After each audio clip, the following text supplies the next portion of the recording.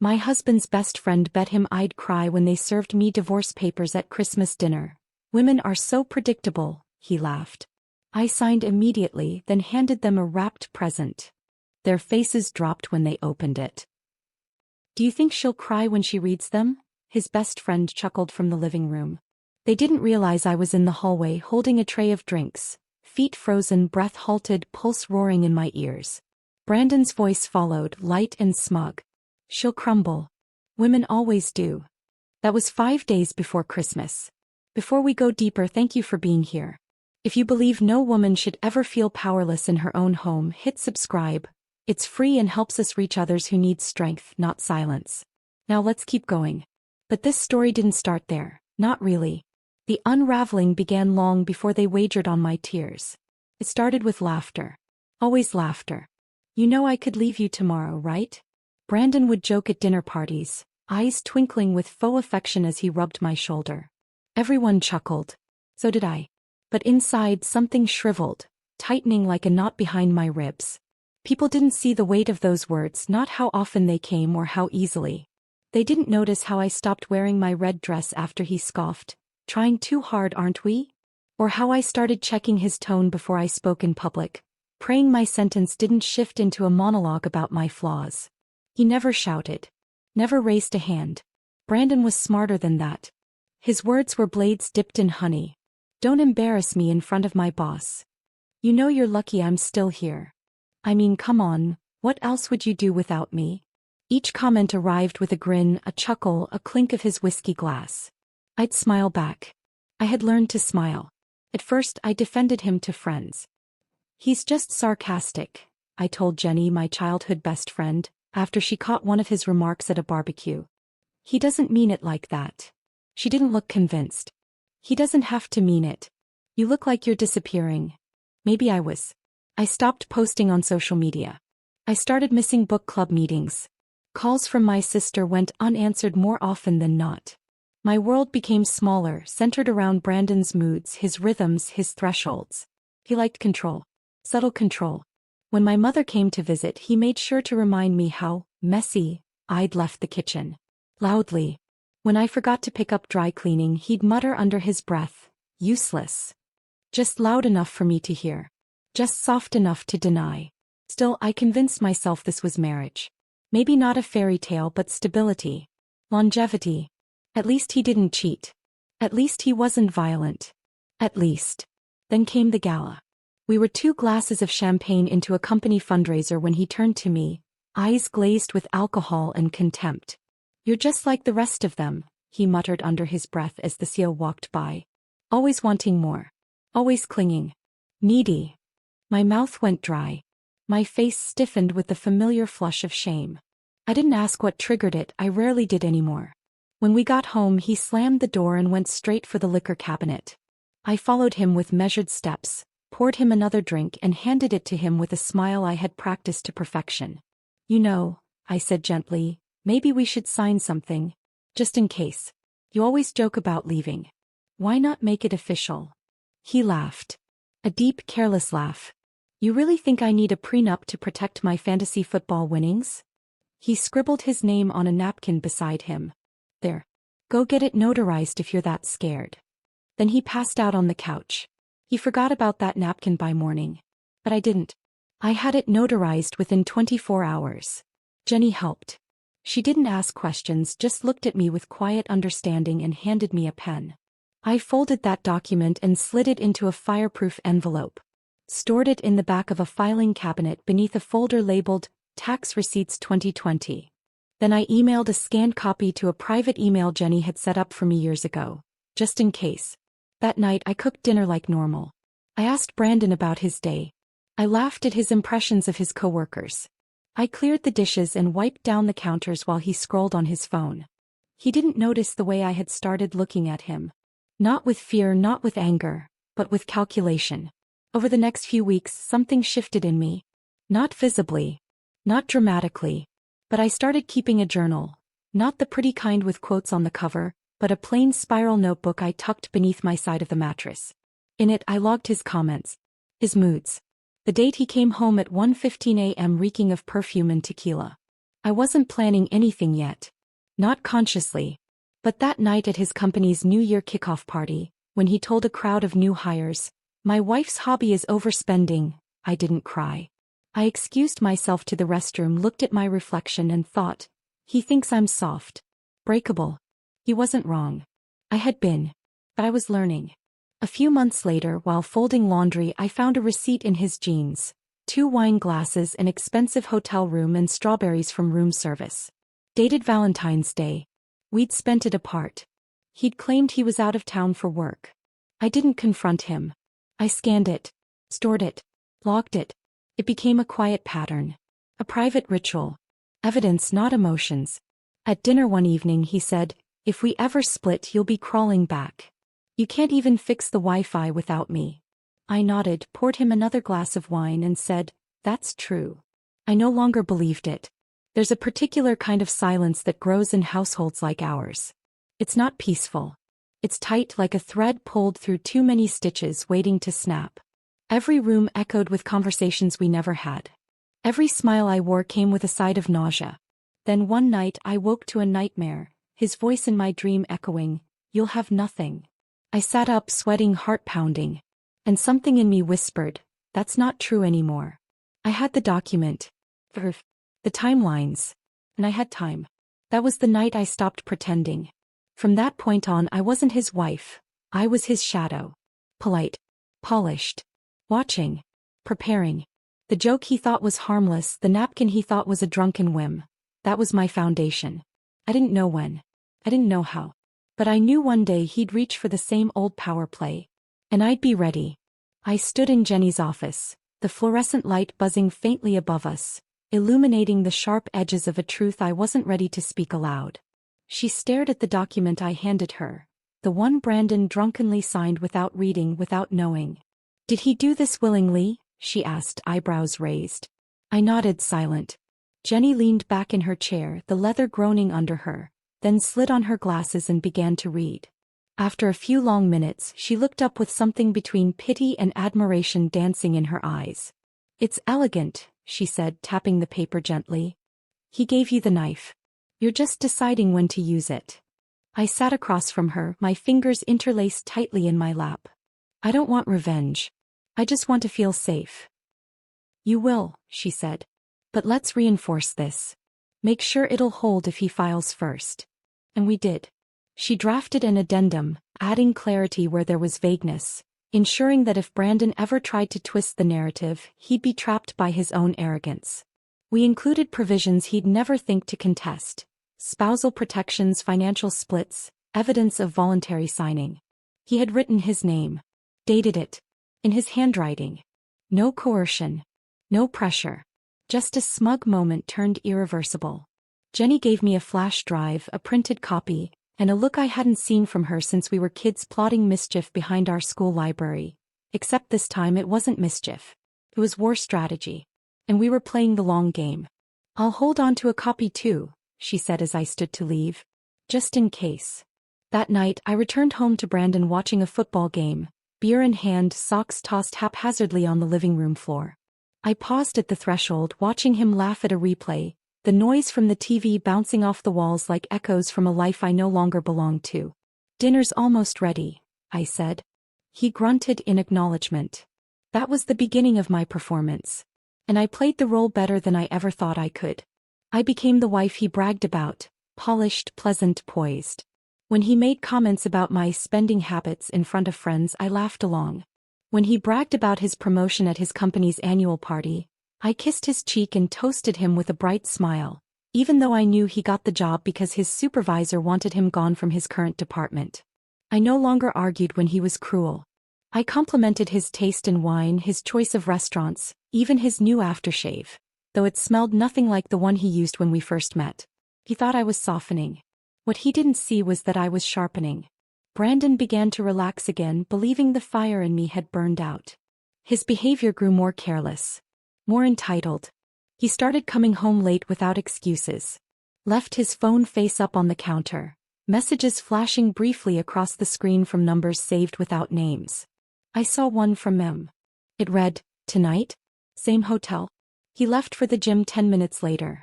I opened our shared laptop, synced his phone's data to my cloud folder, and forwarded the screenshots to the private email Jenny had set up for me. I didn't cry. I didn't even flinch. Instead, I went to the kitchen and made lasagna, his favorite. He came home to a hot meal and a warmer smile. It was the best he'd eaten all week. At a barbecue a few weeks later, his best friend Nate cornered him near the grill, beer sloshing as he gestured animatedly. "She'll fall apart if you leave her, man," he laughed. "Too dependent. You've got it made." I was standing a few feet away, carefully arranging a fruit tray. I didn't flinch then either. Instead, I placed the strawberries in a perfect spiral, one red slice at a time. Brandon joined me moments later and wrapped his arm around my waist, pressing a kiss to my cheek like he hadn't disappeared the night before without explanation. "You look beautiful today," he said. I smiled. "Thank you, sweetheart." The day after the barbecue, I started recording phone calls. Only the ones that mattered. The quiet conversations when he slipped up, said too much, laughed too hard at things no loving husband should laugh at. I labeled each file by date and stored them meticulously. I felt like a spy in my own home. But I wasn't seeking revenge. Not then. I was building a parachute. Quietly. Carefully. Because when you live in a house made of cracks, you don't wait for it to collapse. You learn where to step and when to jump. I even bought a planner and began marking days with tiny symbols. An X for his late returns, a star for suspicious charges, a dot for lies I could prove. To anyone else it looked like grocery lists and meal plans. To me it was a map. Eventually I stopped reacting at all. I became a mirror. He saw in me only what he wanted to see. A woman who had stopped resisting, who had shrunk herself to fit neatly into the narrow space he'd carved for her. And so he got bold. He started leaving cash out in the open, large withdrawals he never explained. He went on business trips with luggage full of cologne and pressed shirts he never used for Zoom calls. One day I found lipstick on a receipt. The shade was called Temptress Red. I wasn't offended. I made a note. The final confirmation came 2 weeks before Christmas. Brandon had a few drinks and fell asleep on the couch with his phone unlocked. I glanced down as a message thread flickered to life. She doesn't suspect a thing. I'll file on Christmas. Want front row seats?" Attached was a laughing emoji and a gif of a woman sobbing into a tissue. My fingers didn't tremble.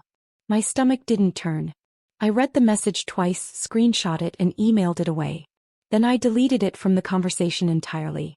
That night as I lay beside him, I stared at the ceiling and thought about candles, cranberries and carved turkey. Christmas. He was planning my downfall like a party trick. He thought I'd break. But I'd already chosen the date. The witnesses. The setting. He wasn't the only one with a performance prepared. Because he'd forgotten something critical. When you hand someone a knife, you don't get to act surprised when they learn how to wield it. The Christmas table gleamed like something out of a magazine. Perfect, curated, falsely warm. A flickering garland framed the windows, candles flickered in glass holders, and the roast turkey glistened beneath Brandon's carving knife as he grinned like the proud patriarch. He wore the sweater I bought him last year, maroon with small reindeer stitched across the chest. The irony of that, me dressing the man plotting my undoing, was not lost on me. My sister Beth passed around her famous spiced wine, cheeks flushed from both the heat and the alcohol. Brandon's parents chatted about their retirement plans. Everyone looked so content, so unaware. I moved among them like a hostess on autopilot, refilling glasses, smiling with my teeth but not my eyes. Beneath my dress, my legs trembled, not with fear but with anticipation. My heart beat a steady rhythm. Tonight. Tonight. Tonight. Brandon caught my eye once while slicing the turkey and winked. He had a look about him. Overconfident, self-satisfied, the way he used to look before his sales pitches closed. I matched his smile with one of my own, warm and unreadable. Let him believe he'd won. Best bird yet, his dad said, chewing with gusto. Steph's perfected the recipe, Brandon added, placing the platter on the table like a trophy. She's had plenty of practice. What is this, our 7th Christmas? 8th, I corrected gently, sitting across from him. He raised his glass. Well, here's to 8 more. Or, however many we last. His voice held that cruel lilt again, the one he coded in humor to keep his jabs casual, deniable. Laughter rose around the table. I chuckled too, brushing a non-existent crumb from my napkin. As plates emptied and the buzz of wine settled into the room, I noticed Brandon's best friend, Nate, whisper something in his ear. Nate was already tipsy, eyes glassy, smirk lopsided. Brandon nodded and stood up, slowly tapping his glass with a butter knife. "All right," he said, clearing his throat. "Before dessert, I have a little something for my lovely wife." I glanced at Beth, who gave me a smile of genuine delight, expecting maybe a necklace or a handwritten note. Brandon reached into his blazer, pulled out an envelope and walked over with the smugness of a man who believed he was delivering a grand finale. "Merry Christmas, babe," he said, placing it in front of me. A quiet chuckle escaped Nate. No one else laughed. The envelope was out of place, plain white, no bow, no card. I looked at it for a moment before opening it calmly. The table hushed. My eyes scanned the first line. Petition for dissolution of marriage. Already signed. Already filed. He had even highlighted a section at the bottom like a schoolboy showing off his work. I looked up. His smile was wide. Expectant. So I smiled back. "Thank you," I said softly, almost sweetly. Pause. A flicker of confusion passed across his face. Nate shifted uncomfortably beside him. I reached into my clutch and pulled out a sleek silver pen. Clicked it. Signed the papers in one elegant stroke. Dated it. Capped the pen and handed them back. Done. I could feel Beth stare on me wide-eyed. Brandon blinked, caught off guard. "That's it?" he asked, voice too casual. "That's it," I echoed, sliding the envelope back toward him. Then, without missing a beat, I reached under the table and lifted a gold-wrapped box, placing it right between his plate and his ego. "What's this?" he asked. "Your real gift," I said. He hesitated, then tore at the wrapping, revealing a leather folder. He opened it, and the moment he read the first line, the color drained from his face. His lips moved silently for a moment, reading. Rereading. Dated. Notarized. Ironclad. The prenup he had laughed through. Signed with the same hand now clutching the edge of the table. "What is this?" Nate asked, leaning in. Brandon didn't answer. So I did. "It's the agreement Brandon signed nearly a year ago. It's been updated, reinforced, and filed."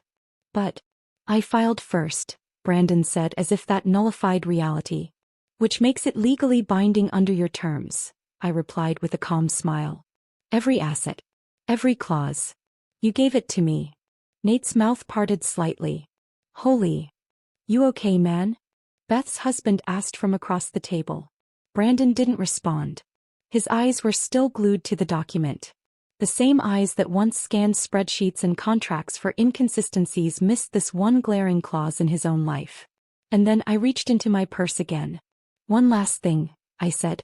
I placed a small square envelope on the table, thinner than the first. He stared at it as if it might explode. He opened it slowly, brows furrowed. Inside was a sonogram photo. Brandon looked at it, then at me. "I'm pregnant," I said, my voice even. 8 weeks today." His expression cracked just slightly. His eyes darted around the table. For a fleeting moment he smiled, almost involuntarily. But that smile withered the moment his brain caught up to his ego. Prenup. Pregnancy. Assets. Custody. The room felt like it was tilting. The weight of everything he thought he controlled now pressing down like a slab of stone. "You planned this," he said finally, voice barely above a whisper. I met his eyes, steady and cold. "You bet I'd cry." "You laughed. Called me predictable." "So no, Brandon, I planned nothing. I prepared."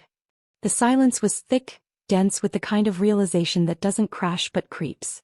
I took a sip of my wine. The sweetness of cinnamon clung to my lips. Brandon's mother pushed her chair back slightly, her face ashen. Beth gently reached for my hand beneath the table, her thumb brushing against mine in quiet solidarity. Nate tried to speak but ended up shaking his head and looking away. Brandon stared at the prenup like he could rewrite it with sheer will. He couldn't. I stood slowly and began clearing the dessert plates that hadn't yet been filled. My hands didn't shake. My breath remained even. "Apple pie or pecan?" I asked the table. No one answered. Brandon sat frozen, flanked by the wreckage of his illusion. And I wasn't broken. I was just getting started. Brandon sat there, shoulders stiff, mouth slightly open, as if the words he'd just said had choked him mid-thought. "You planned this." But I barely heard him anymore. He was staring at the prenup in front of him like it was some ancient curse etched into parchment. Only he'd written every line himself. The room was painfully quiet except for the subtle crackle of the fireplace behind him and the slow clink of a spoon from the kitchen. Even the ornaments on the tree seemed to stop shimmering. Then his eyes dropped to the sonogram photo still lying in his lap. He looked at it like it might vanish if he blinked. The faintest twitch passed through his jaw. "Steph," he started. But I stood straighter. "No." Just one word, calm but firm. He blinked slowly, like he was recalibrating what version of me he was speaking to. His voice cracked slightly. "You don't have to do this."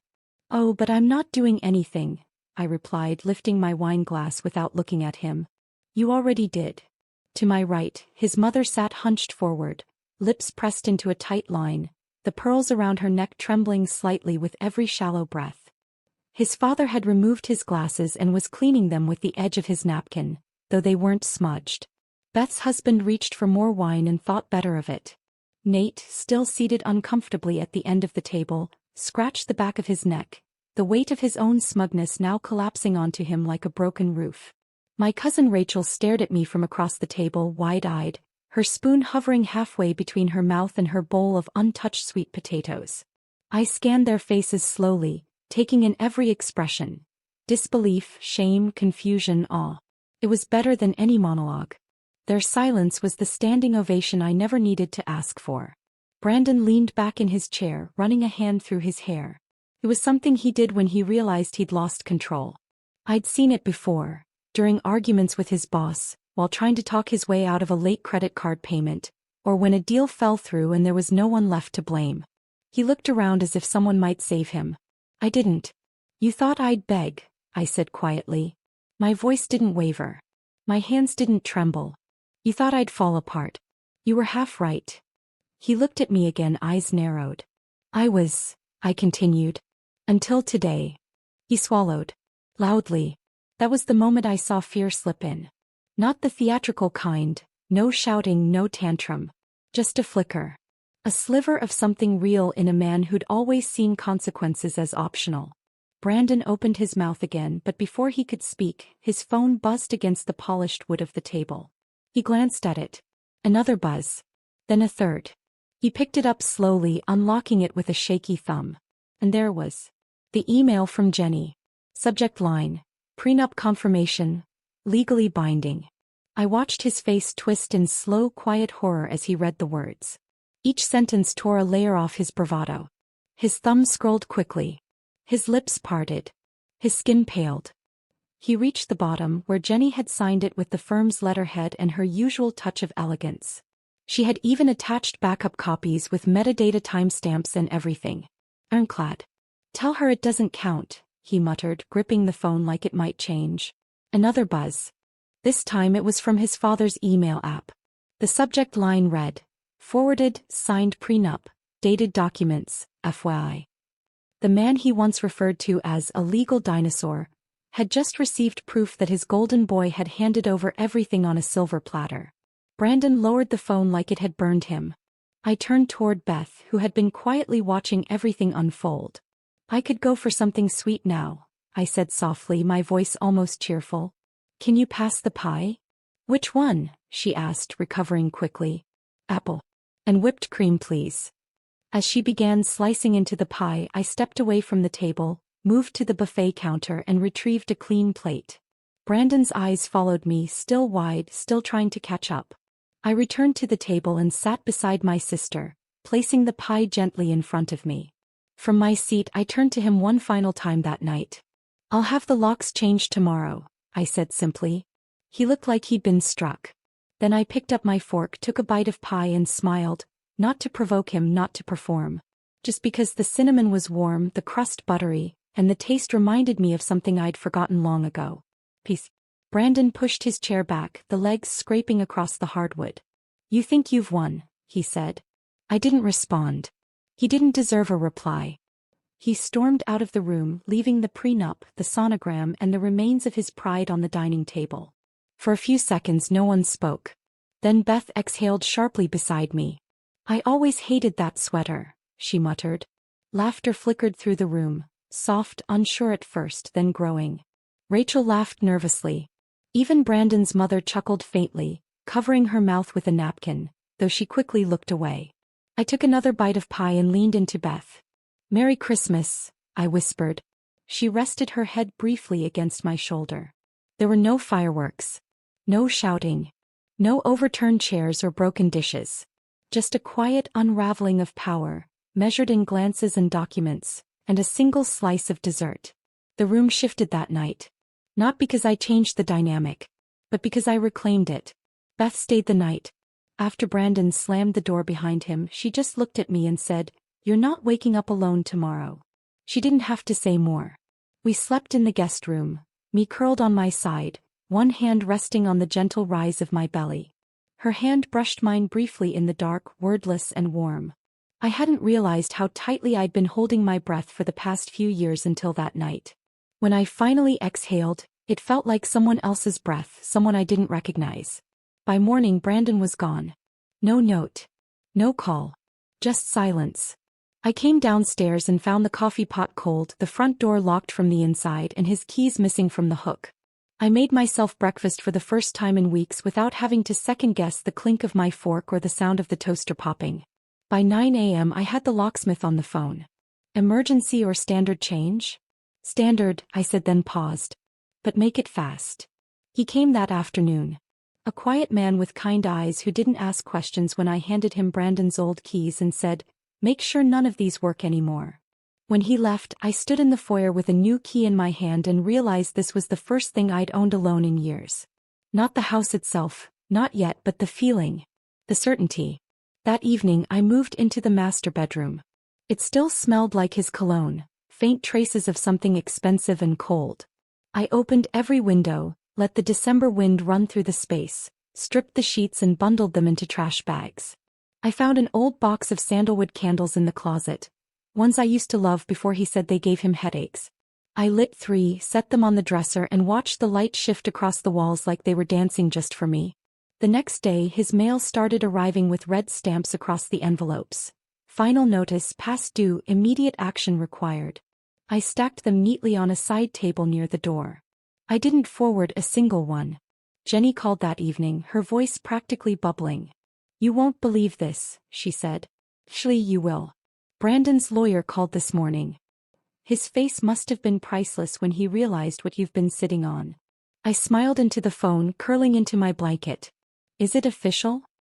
"He lost 70% overnight," she replied. "And with a baby on the way," she paused for dramatic effect, "he's going to be cutting a check so big he'll need a payment plan." My smile widened, not for the money, not even close, but because I could finally sit in my own living room without bracing myself for war. "I'm proud of you," Jenny added softly. That nearly broke me. "Thanks," I whispered, "for staying when I didn't even know I needed someone. You've always been strong, Steph. You just finally let yourself believe it." The fallout was quiet at first, like snow melting instead of avalanching. Some friends unfollowed me. Some chose sides. A few sent me cautious texts full of disclaimers and, "I'm not taking sides," but others were bolder. One message from a woman I hadn't spoken to in 2 years simply read, "I wish I had your strength." A bouquet of peonies arrived at my doorstep days later. No name, just a card. "About time. C. Brandon's assistant. Claire." I smiled and placed the flowers on the mantel. Of course she knew. It was only a matter of time before word spread at his office. The man who had once made jokes about training wives like interns suddenly lost his audience. His best friend Nate stopped laughing in meetings. The comments stopped. The swagger. Apparently his team noticed he'd been leaving early, muttering under his breath, ignoring deadlines. I overheard Beth's husband on the phone with someone later that week. "Nah man. He's been off. Like, haunted. Haunted. Good." The man who once said I'd be nothing without him now walked alone at lunch, forgotten in a world that once cheered for his cruelty. Me. I started buying lavender soap again. I painted the nursery soft sage green, a color he once called pointless. I hung tiny string lights around the window and placed a stuffed giraffe in the corner. I started lighting candles after dinner and drinking herbal tea in the sunroom, barefoot, unbothered. One evening I caught myself humming while folding laundry, something I hadn't done since my second anniversary. I bought new bedsheets, white with tiny gold stars, and slept diagonally across the mattress because I could. One afternoon I passed Brandon on the street. He was coming out of a bank, talking into his phone, looking irritated. He didn't notice me. Or maybe he did but didn't know what to say. I kept walking. Later Jenny sent me a screenshot. Brandon's firm had removed his name from the quarterly newsletter. I replied with a single thumbs up emoji. Then I made tea and watched the wind dance through the curtains. It wasn't about revenge anymore. Not really. It was about small things. Freedom. Peace. A slow, steady rebuild of a life that belonged to me. And the quiet realization that the woman he tried to break was now the one who had rebuilt everything without him. The first time I felt her kick, I was standing barefoot in the kitchen, humming along to an old Nina Simone record while slicing peaches for a pie. It was so soft at first I thought I imagined it. A flutter like a wing brushing the inside of my belly. Then it came again. I dropped the knife. Both hands flew to my stomach and I stood there, stunned and smiling, tears catching me off guard. It wasn't just a kick. It was a reminder. A rhythm. A message. You're not alone. He was real. Growing. Strong. And so was I. That night, I wrote in my journal for the first time in weeks. I kept the entry short but deliberate. This baby will never hear yelling through a door. Never feel like they're walking on glass. Never confuse fear for love. I underlined the last line twice. My world had gotten smaller, but warmer. Softer in all the right places. My cousin Elena moved into the guest room during my second trimester. She arrived with 2 suitcases and a basket of homemade lavender muffins, wearing her usual oversized hoodie and the same gold hoops she'd worn since college. "I'm not letting you do this alone," she said. "And anyway, you need someone to stop you from eating pickles and ice cream together." We fell into a rhythm almost immediately. She worked remotely from the kitchen table, wore fuzzy socks in July, and didn't ask about Brandon unless I brought him up, which I rarely did. That part of the story was no longer worth repeating. Jenny dropped by every few days with groceries and warm casseroles and baby name books with silly post-it notes inside. Page 37. Do not name her Tiffany. Not because it's a bad name, she explained once, laughing over tea. Just because I had a Tiffany in middle school who cut my hair with safety scissors during art class. We laughed more in those months than I had in years. We didn't talk about court filings or lawyers or any of the old wounds Brandon left behind. We talked about recipes, crib colors, what kind of stroller folded easiest, and whether her ex was secretly stalking her Pinterest boards. It was the first time in a long time that silence wasn't something I feared, but something I shared. The baby's room took shape slowly. I painted the walls soft yellow and filled it with thrifted furniture I refinished myself, one coat of warm paint at a time. A rocking chair arrived in a giant box, and Elena spent 3 hours trying to assemble it before throwing down the instructions and declaring, "This is your villain origin story." We laughed until our faces hurt. One quiet Sunday I pulled a box from the back of the hallway closet. I knew what it was the moment I touched it. The slight crackle of the satin ribbon, the faint scent of cedar clinging to the edges. Our wedding photos. I sat on the living room floor and opened the lid.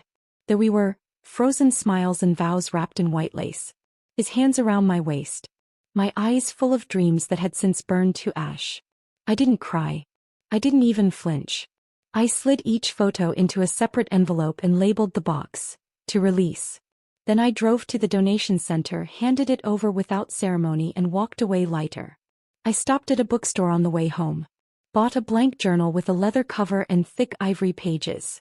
That night I titled the first page, "Plans That Are Only Mine." I wrote in it every evening. Some entries were long. Some just a single word. But every one of them belonged to me.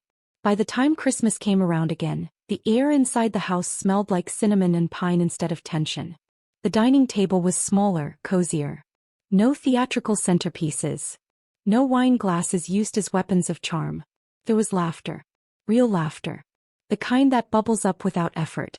Beth brought her toddler who kept dropping mashed potatoes on the floor and yelling, "Oh," with the pride of a magician pulling off a trick. My dad carved the turkey while Elena tried and failed to make vegan gravy. Jenny brought a date, her first in a year, and I didn't feel envious. I felt full. And next to my sister's son sat a brand new high chair, white with little yellow stars, holding the love of my life. My daughter. She had his eyes maybe. But the rest? All mine. Her cheeks were full and pink from the cold. Her tiny fingers gripped the edge of her tray while she babbled nonsense like it was the most important speech ever given. I didn't spend the evening watching the door. I wasn't checking my tone. I didn't rehearse answers in my head or wonder if someone's compliment might trigger a jab. I was present. Every bite of food. Every shared glance. Every story told between courses felt like a celebration. Not of survival but of something new. After dinner, I curled into the armchair by the fireplace, my daughter asleep on my chest, her tiny breaths warming the fabric of my sweater. Everyone else had drifted to the kitchen or gone out for a late walk, but I stayed behind, holding her, surrounded by the kind of peace that used to feel fictional. I took a sip of my cocoa and whispered to her softly, "He said I'd be nothing without him." She stirred slightly, her fingers curling. I kissed her forehead and smiled. "Turns out," I murmured, "I'm everything without him." If this story of calm power and perfect timing gave you chills, hit that like button right now. My favorite part was when she slid that gold-wrapped box across the table. What was your favorite moment? Tell me in the comments below. For more stories of strength, smart revenge, and emotional justice, subscribe and tap the notification bell so you never miss a moment.